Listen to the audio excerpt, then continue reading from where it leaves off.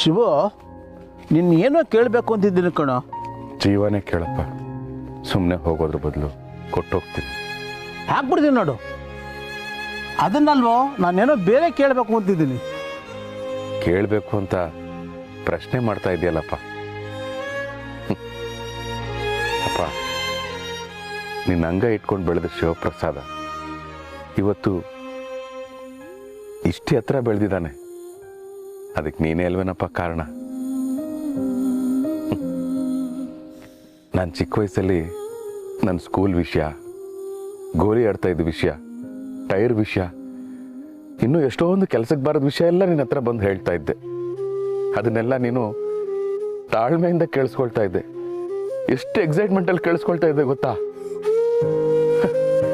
ಹೇಳಿ ಹೇಳಿ ನನಗೆ ಸುಸ್ತಾಗ್ತಾ ಇತ್ತು, ಆದರೆ ಕೇಳಿಸ್ಕೊಂಡು ನಿನಗೆ ಸುಸ್ತೇ ಆಗ್ತಾ ಇರಲಿಲ್ಲ. ಹಾಗೆಲ್ಲ ನನಗನ್ಸೋದು.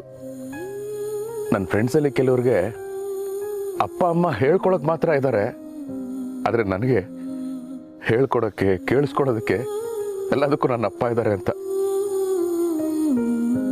ಅಲ್ಲ, ನಿನಗೇನೇ ಕೆಲಸ ಇರಲಿ, ಆಯಾಸ ಇರಲಿ, ಕಷ್ಟ ಇರಲಿ, ಅದನ್ನೆಲ್ಲ ಸೈಡ್ಗಿಟ್ಟು ನಾನು ಹೇಳೋದನ್ನೇ ಕೇಳಿಸ್ಕೊಳ್ತಾ ಇದ್ದೆ.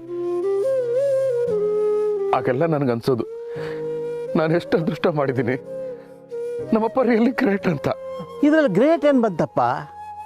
ಜಗತ್ತಿನ ಯಾವುದೇ ವ್ಯಕ್ತಿನೇ ತಗೋ, ಅವನು ದೇಶದ ಪ್ರಜೆಯಾಗಿ ಸೋಲಬಹುದು, ಹೆಣ್ಣಿಗೆ ಗಂಡನಾಗಿ ಸೋಲಬಹುದು, ಒಬ್ಬ ಸ್ನೇಹಿತನಿಗಾಗಿ ಸೋಲಬಹುದು. ಆದರೆ ನಿಜವಾದ ಸೋಲು ಯಾವಾಗ ಗೊತ್ತಾ? ಒಬ್ಬ ಮಗನಿಗೆ ತಂದೆ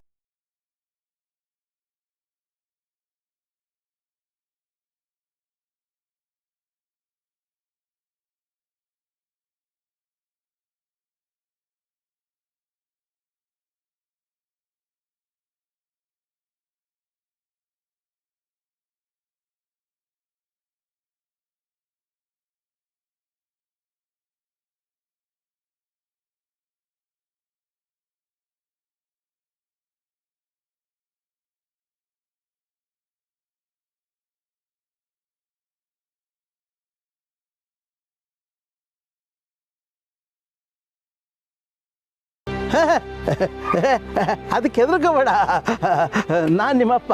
ಅಪ್ಪನಿಗೆ ಶುಗರ್ ಬಂದಮೇಲೆ ಮಗನಿಗೆ ಶುಗರ್ ಬಂದೇ ಬರುತ್ತೆ. ಡಾಕ್ಟ್ರ್ ಏನು ಹೇಳಿದ್ದಾರೆ ಗೊತ್ತಾ? ನೋಡಿ, ಶುಗರ್ ಅನ್ನೋದು ಕಾಯಿಲೆ ಅಲ್ಲ, just A metabolic disorder. 10 times ನಾನು ಮಾತೆ ತಗೊಂಡ್ರೆ ಸರಿ ಹೋಗ್ಬಿಡತ್ತೆ. ನೀನು ಮಾತೆ ತಗೋ, ನಾನು ಮಾತೆ ತಗೋತೀನಿ. ಹಾಗೇನೆ ಗಿರಿಜಾ ಕೇಸರಿ ಮಾತು ಮಾಡಿದಾಗಲೆಲ್ಲ ಒಟ್ಟಿಗೆ ಕದಿಯೋಣ, ಒಟ್ಟಿಗೆ ತಿರೋಣ.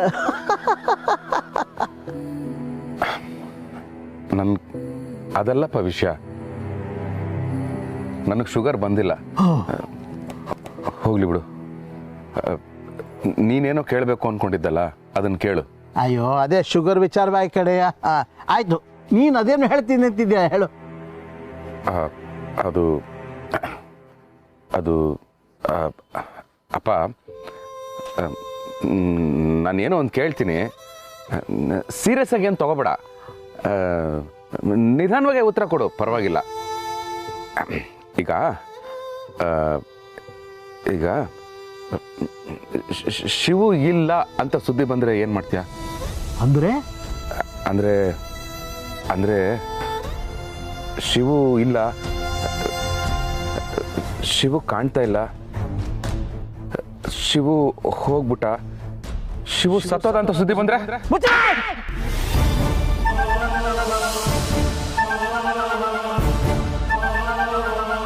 ಅಯ್ಯೋ ಅಂತಂದು ಊಟ ಮುಗಿಸಿ ನೆಮ್ಮದಿಯಾಗಿದ್ದವನ್ನ ಕರ್ಕೊಂಬಂದು ನಾನು ಸತ್ತರೆ ಏನು ಮಾಡ್ತೀಯ ಅಂತ ಕೇಳ್ತೀಯಲ್ಲೋ, ನಾಚಿಕೆ ಆಗಲ್ವೇನೋ ನನಗೆ?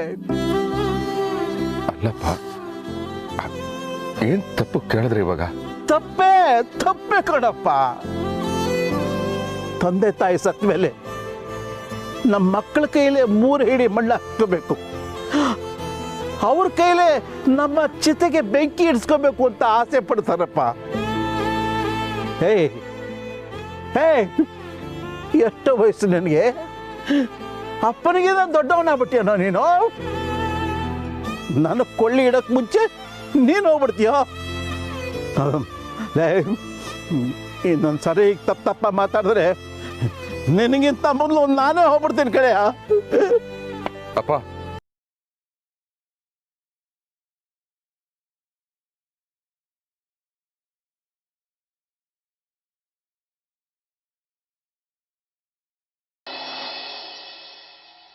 ಹೋಗ್ಬಿಟ್ರೆ ಅಂದ್ರೆ ಟ್ರಿಪ್ಪಿಗೆ ಹೋಗ್ತಾರೆ ಅಂದ್ರೆ ನಮ್ಮಿಬ್ರನ್ನ ಬಿಟ್ಟು ಟ್ರಿಪ್ಪಿಗೆ ಹೋಗ್ತೀಯಾ?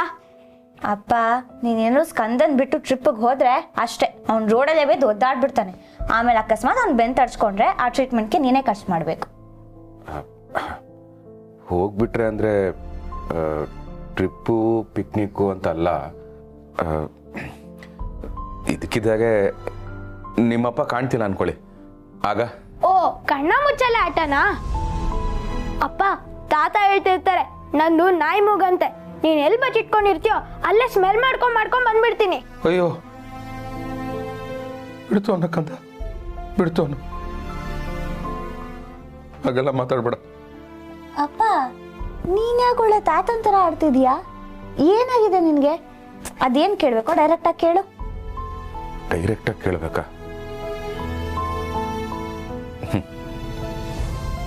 ಡೈರೆಕ್ಟಾಗಿ ಹೆಂಗ್ ಕೇಳಬೇಕು ಅಂತ ಗೊತ್ತಾಗ್ತಾ ಇಲ್ಲ.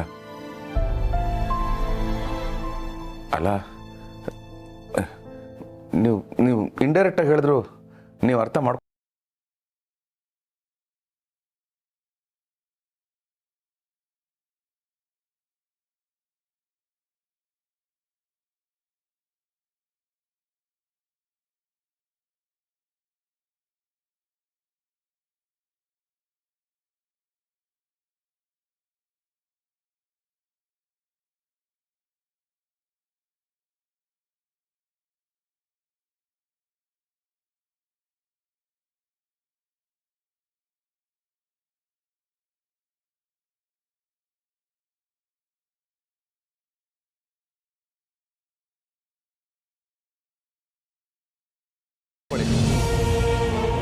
ರೀ, ಏನ್ರಿ ಮಾತಾಡ್ತಿದ್ದೀರಾ ನೀವು? ನೋಡಿ, ನಾನು ಯಾವತ್ತೂ ನಿಮ್ಮ ಮೇಲೆ ರೇಗಿಲ್ಲ. ಇವತ್ತು ಚೆನ್ನಾಗಿ ಬೈದ್ ಬಿಡೋಣ ಅನಿಸ್ತಾ ಇದೆ. ಯಾಕ್ರಿ ಈ ಥರ ಎಲ್ಲ ಮಾತಾಡ್ತಿದ್ದೀರಾ? ಅದು ಮಕ್ಕಳ ಮುಂದೆ ಕೂರಿಸ್ಕೊಂಡು. ಸುಮ್ಮನೆ ರೀ ನೀವು, ಏನು ಮಾತಾಡಬೇಡಿ. ಏ ಸ್ಕಂದ, ನಿಂಗಾದ್ರೂ ಹೇಳ್ಬೇಕು ಅಂತ ಗೊತ್ತಾಗ್ಲಿಲ್ವೇನೋ? ಅಲ್ಲ ಅಮ್ಮ, ಅಪ್ಪ ಏನೋ ಕಣ್ಣ ಮುಚ್ಚಲೆ ಬಗ್ಗೆ ಹೇಳ್ತಿದಾರೆ ಅನ್ಕೊಂಡೆ. ನನ್ಗೇನ್ ಗೊತ್ತು? ಈಗ ನನ್ಗೆ ಯಾಕೆ ಬೈತಿದ್ಯಾ ನೀನು? ಏಯ್ ಪ್ರಾಣಿ, ಬೇರೆದೆಲ್ಲ ಗೊತ್ತಾಗತ್ತೆ ನಿನಗೆ. ಅಪ್ಪ ಹೀಗೆ ಹೇಳ್ತಿದ್ದಾರೆ ಅಂತ ಬಂದು ಹೇಳಕ್ಕಾಗ್ಲಿಲ್ವಾ? ಅಮ್ಮ, ಅಪ್ಪ ಇವಾಗ್ಲೇ ಇದ್ರ ಬಗ್ಗೆ ಮಾತಾಡಿದ್ದು. ಇಷ್ಟೊತ್ತು ಅಪ್ಪ ಏನ್ ಹೇಳ್ತಿದ್ರು ನಮಗೆ ಅರ್ಥನೇ ಆಗ್ತಿರ್ಲಿಲ್ಲ. ಅರ್ಥ ಆಗ್ಲಿಲ್ವಂತೆ? ಅರ್ಥ ಇನ್ನೊಂದು ಸ್ವಲ್ಪ ದಿನ ಕಳೆದ್ರೆ 18 ತುಂಬುತ್ತೆ ನಿನ್ಗೆ. ಏನ್ ಬುದ್ಧಿ ಕಲ್ತಿದ್ಯಾ? ಇದು ಅರ್ಥ ಆಗಲ್ವಾ ನಿಂಗೆ? ಅಮ್ಮ, ನೀನ್ ಅಕ್ಕಂಗ್ ಬೈಬೇಡ. ತಪ್ಪಾಗಿ ಮಾತಾಡಿದ್ದು ಅಪ್ಪ. ಬೇಕಾದ್ರೆ ನೀನು ಅಪ್ಪಂಗ್ ಬೈಕೋ, ಆದ್ರೆ ಇನ್ನೊಂದ್ಸತಿ ಅಕ್ಕನ್ ಸುದ್ದಿಗೆ ಬರ್ಬೇಡ. ಏಯ್ ದೊಡ್ಡ ಮನುಷ್ಯ, ನ್ಯಾಯ ಪಂಚಾಯತಿ ಮಾಡಕ್ ಬಂದ್ಬಿಟ್ಟ. ನೋಡಿ ಆಚೆ. ಪ್ರಣಿ, ಯಾಗಿರಿ ಮಕ್ಕಳ ಮೇಲೆ ರೇಗಾಡ್ತೀವಿ? ಮಾತಾಡಬೇಡಿ ನೀವು. ಆ ಭಗವಂತ ನಮ್ಗೆಲ್ಲ ಕೊಟ್ಟಿದ್ದಾನೆ. ನೆಮ್ಮದಿಯಾಗಿರೋದು ಬಿಟ್ಟು ಸಾವಿನ ಬಗ್ಗೆ ಮಾತಾಡ್ತಾ ಕೂತಿದ್ದೀರಲ್ಲ ರೀ. ಯಾಕ್ರಿ ಇಷ್ಟು ಕೆಟ್ಟದಾಗ ಮಾತಾಡ್ತಿದ್ದೀರಾ? ನಡೀರಿ, ಮೊದಲು ದೇವ್ರ ಮನೆಗೆ ಹೋಗಿ ನಾನು ಇನ್ಯಾವತ್ತೂ ಈ ಥರ ಮಾತಾಡಲ್ಲ ಅಂತ ಪ್ರಮಾಣ ಮಾಡಿ ನಡೀರಿ. ನೋಡಿ, ನಿಮಗೆ ಸಂಪಾದನೆ ಮಾಡೋಕ್ಕಾಗ್ತಿಲ್ಲ, ದುಡಿಯೋಕ್ಕೆ ಕಷ್ಟ ಆಗ್ತಿದೆ ಅಂದರೆ ಪರವಾಗಿಲ್ಲ, ನನ್ನನ್ನು ಉಪವಾಸ ಕೆಡವಿ, ನಾನು ಹಸ್ಕೊಂಡೇ ಸತ್ತೋಗ್ಬಿಡ್ತೀನಿ. ಆದರೆ ಈ ಥರ ಎಲ್ಲ ಮಾತಾಡಬೇಡ್ರಿ. ಇಂಥ ಮಾತು ಕೇಳೋದ್ರ ಬದಲು ನನ್ನ ಉಸಿರೇ ನಿಂತೋಗ್ಬಿಡ್ಬಾರ್ದಾಗಿತ್ತ.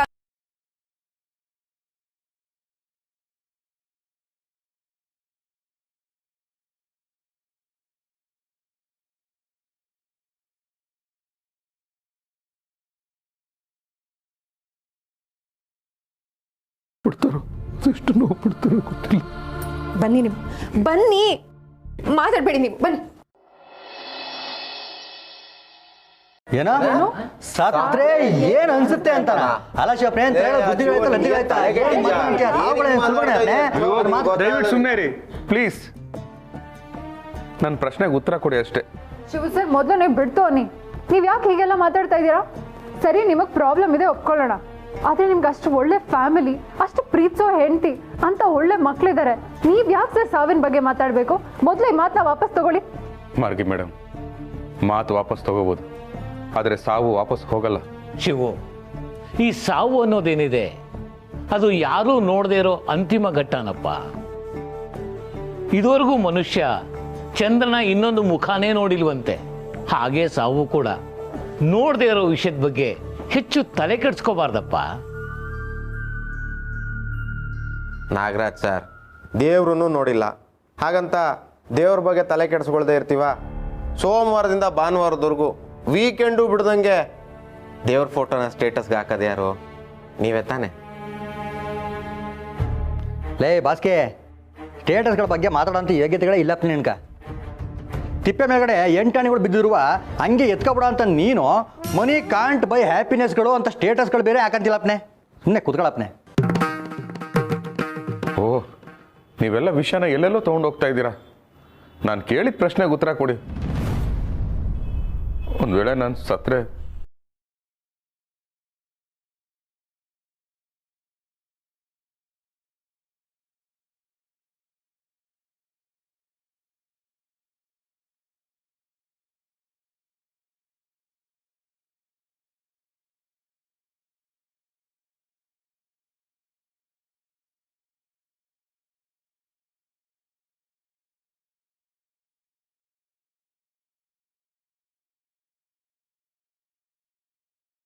ನೀನು?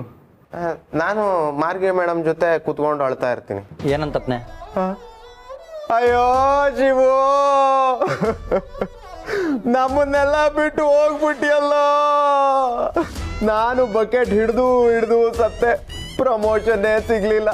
ನೀನು ಪ್ರಮೋಷನ್ ರೇಸಲ್ಲಿ ನನಗಿಂತ ಮುಂಚೆ ಇದ್ದೆ, ಆದ್ರೆ ಈಗ ನೀನು ಹೋಗಿ ಅಸಿಸ್ಟೆಂಟ್ ಮ್ಯಾನೇಜರ್ ಪೋಸ್ಟ್ನ ನನಗೆ ತ್ಯಾಗ ಮಾಡಿಬಿಟ್ಟಿಯಲ್ಲ.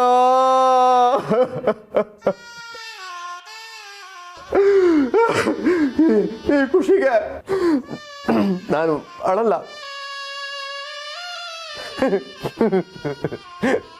ನಗ್ತಾ ಇರ್ತೀನಿ, ಜೋರಾಗಿ ನಗ್ತೀನಿ, ಜೋರಾಗಿ ನಗ್ತೀನಿ. ಥ್ಯಾಂಕ್ಸ್ ಬಾಸ್ಕಿ, ತುಂಬ ಜೆನ್ಯೂನ್ ಆಗಿ ಹೇಳಿದೆ. ನಾಗರಾಜ್ ಸರ್, ನನ್ನ ಜೀವನದಲ್ಲಿ ಇದುವರೆಗೂ ಸಾಕಷ್ಟು ಹತ್ತಿರದವರ ಸಾವನ್ನ ನೋಡಿದ್ದೀನಿ, ಅರ್ಗಿಸ್ಕೊಂಡಿದ್ದೀನಿ. ಆದರೆ ನಿನ್ನಂಥವ್ರ ಸಾವಾದರೆ ಅದು ಬರೀ ನಿನ್ನ ಸಂಸಾರಕ್ಕಾಗೋ ನಷ್ಟ ಅಲ್ಲಪ್ಪ, ಇಡೀ ಸಮಾಜಕ್ಕೆ ಆಗೋ ನಷ್ಟ. ತುಂಬ ನೋವಾಗತ್ತೆ. ಅದನ್ನ ನೆನೆಸ್ಕೊಂಡ್ರೆ ಅದು ಸಾಯೋವರೆಗೂ ನನ್ನನ್ನು ಕಾಡ್ತಾ ಇರತ್ತೆ.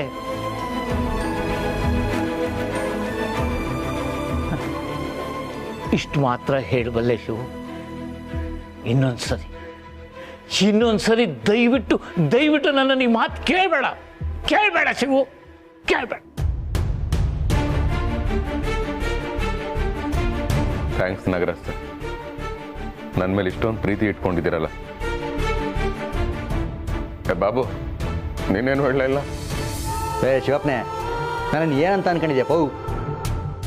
ನೀನು ಓದೆ ಅಂತ ಫೋನ್ಗಳು ಬರ್ತಾವಲ್ಲ, ನೆಕ್ಸ್ಟ್ ಮಿನಿಟ್ಗಳಲ್ಲೇ ಅವ್ರವ್ರುಗಳನ್ನ ಸೇರಿಸ್ಬಿಟ್ಟು ದೊಡ್ಡದಾಗಿ ಫೋಟೋಗಳನ್ನ ಪ್ರಿಂಟ್ಗಳು ಹಾಕ್ಸ್ಬಿಟ್ಟು ಮೇಲ್ಗಡೆ ಮತ್ತೆ ಹುಟ್ಟಿ ಬಾ ಗೆಳೆಯ, ಕೆಳಗಡೆ ಭಾವಪೂರ್ಣ ಶ್ರದ್ಧಾಂಜಲಿಗಳು ಅಂತ ಪ್ರಿಂಟ್ಗಳು ಹಾಕ್ಬಿಟ್ರಪ್ಪ. ಪ್ರಿಂಟ್ಗಳು ಅಷ್ಟೇ ಅಲ್ಲ ಪೌ, ಆ ಪ್ರಿಂಟ್ಗಳಲ್ವ ರೋಡ್ಗಳಲ್ಲಿ ಬ್ಯಾನರ್ಗಳು ಹಾಕ್ಸ್ಬಿಡ್ತೀನಪ್ಪ. ನಿನ್ನ ಕಾರ್ಯಗಳು ಮುಗಿಯೋವರೆಗೂ ನಿನ್ನ ಫ್ಯಾಮಿಲಿಗಳ ಜೊತೆಗಿದ್ದು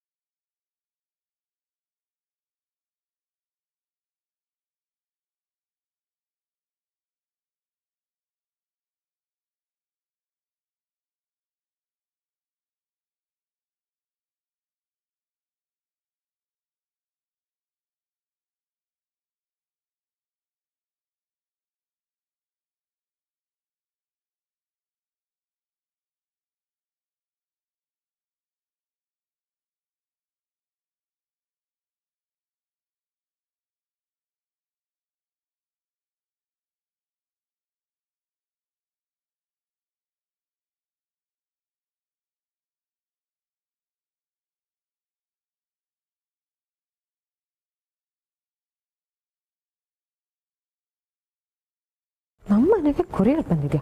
ಅದು ನನ್ನ ಹೆಸರಿಗೆ. ಯಾರು ಕಳಿಸಿರ್ಬೋದು?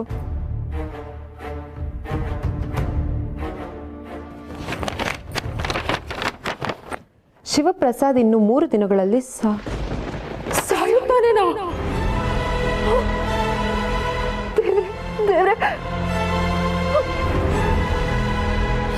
ಯಾರು ಕಳಿಸಿದ್ರಪ್ಪ ಇದನ್ನ? ಕೊರಿಯರ್ ಹತ್ರ ಕೇಳೋಣ ಅಂದ್ರೆ ಅವನು ಹೋಗ್ಬಿಟ್ಟೆ. ದೇವ್ರೆ, ನಾನು ಏನಪ್ಪ ಮಾಡ್ಲಿ ಈಗ? ಇಂಥ ಕೆಟ್ಟ ಸುದ್ದಿನ ಓದೋ ಅಂತ ದೌರ್ಭಾಗ್ಯ ನನಗೆ ಯಾಕಪ್ಪ ಕೊಟ್ಟೆ? ಇದನ್ನೇನು ನಂಬಬೇಕೋ ನಂಬಾರ್ದೋ? ಚಚೆ, ಇದನ್ನೆಲ್ಲ ಯಾರು ನಂಬ್ತಾರೆ? ಯಾರು ನಮ್ಮನ್ನು ಕಾಡ್ಸೋದಕ್ಕೆ ಅಂತ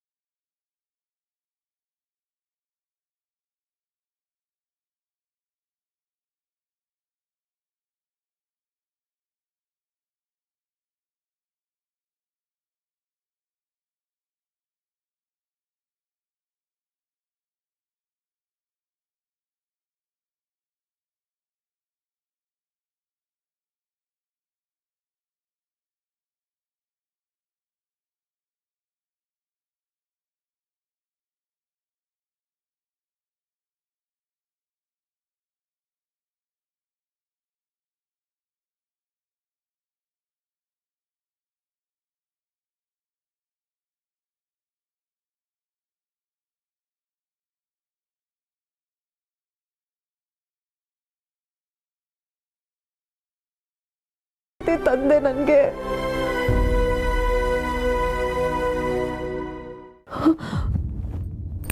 ಅಕಸ್ಮಾತ್ ಈ ವಿಷಯ ಏನಾದ್ರೂ ನಿಜ ಆಗ್ಬಿಟ್ರೆ? ಚಚೆ, ಹಾಗೆಲ್ಲ ಏನೂ ಆಗಲ್ಲ. ಆಗೋದಕ್ಕೆ ನಾನು ಬಿಡೋದು ಇಲ್ಲ.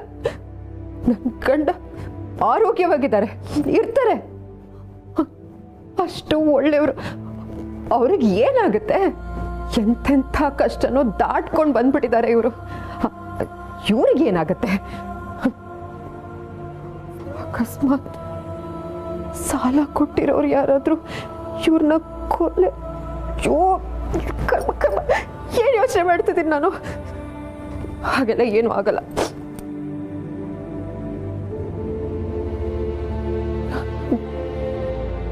ಗಾಡಿಲಿ ಹೋಗ್ಬೇಕಾದ್ರೆ ಏನಾದ್ರೂ ಹೆಚ್ಚು ಕಡಿಮೆ ಆಗಿ, ಅಯ್ಯೋ ಏನು ಯೋಚನೆ ಮಾಡ್ತಾ ಇದ್ದೀನಿ ನಾನು?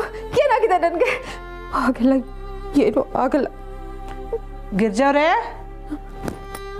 ಗಿರ್ಜಾವ್ರೆ. ಸಂಧ್ಯಾ ಅವರೇ, ಏನಿದು ಅರಿಶಿನ ಕುಂಕುಮ ಎಲ್ಲ ತಂದಿದ್ದೀರಾ? ಏನು ವಿಷಯ? ಗಿರ್ಜಾವ್ರೆ, ನನಗೆ ಜಾತಕದಲ್ಲಿ ಮಾಂಗಲ್ಯ ದೋಷ ಇದೆಯಂತೆ ರೀ. ಅದಕ್ಕೆ ವಟ ಸಾವಿತ್ರಿ ವ್ರತ ಮಾಡಬೇಕು ಅಂತ ಜೋಯಿಷ್ ಹೇಳಿದ್ರು. ಈ ವ್ರತ ಮಾಡಿದ್ರೆ ಗಂಡನಿಗೆ ಆಯುಸ್ಸು ಹೆಚ್ಚಾಗುತ್ತಂತೆ ರೀ. ಅದಕ್ಕೆ ದೇವಸ್ಥಾನಕ್ಕೆ ಹೋಗಿ ಪೂಜೆ ಮಾಡಿಸ್ಕೊಂಬಂದಿದ್ದೀನಿ. 5 ಜನ ಮುತ್ತೈದೆಯರಿಗೆ ಅರಿಶಿನ ಕುಂಕುಮ ಕೊಡಬೇಕು.